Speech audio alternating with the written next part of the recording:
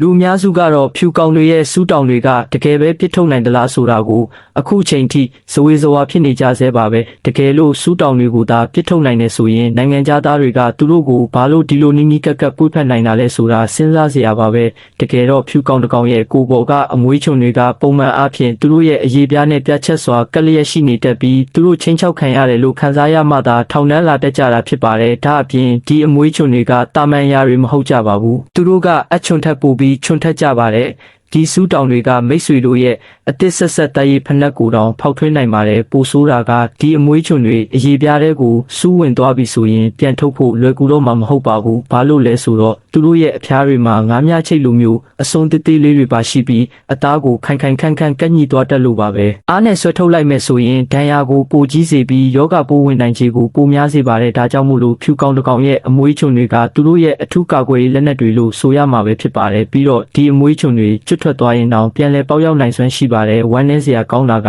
ဒီစူးတောင်တွေရဲ့တန်းကိုအခံရဆုံးကတော့ခွေးလေးတွေပဲဖြစ်ပါတယ်ခွေးတွေကဖြူကောင်တစ်ကောင်ကိုမြင်လိုက်တာနဲ့သူတို့ကချက်ချင်းပြေးသွားကြပါတယ်ပြီးတဲ့အခါမှာတော့ရလက်ကတနာစရာလက်ကောင်ရီစရာလက်ကောင်ဖြစ်ရတော့တာပါပဲမိတ်ဆွေတို့အနေနဲ့ရောဒီဖြူကောင်လေးတွေကိုအပြင်မှာမြင်တွေ့ဘူးကြပါသလားဒီဗီဒီယိုလေးကိုကြိုက်နှစ်သက်တယ်ဆိုရင်ကျွန်တော်တို့ရဲ့ Create Studio လေးကို Like and Follow လုပ်ခဲ့ပေးကြပါဦးနော်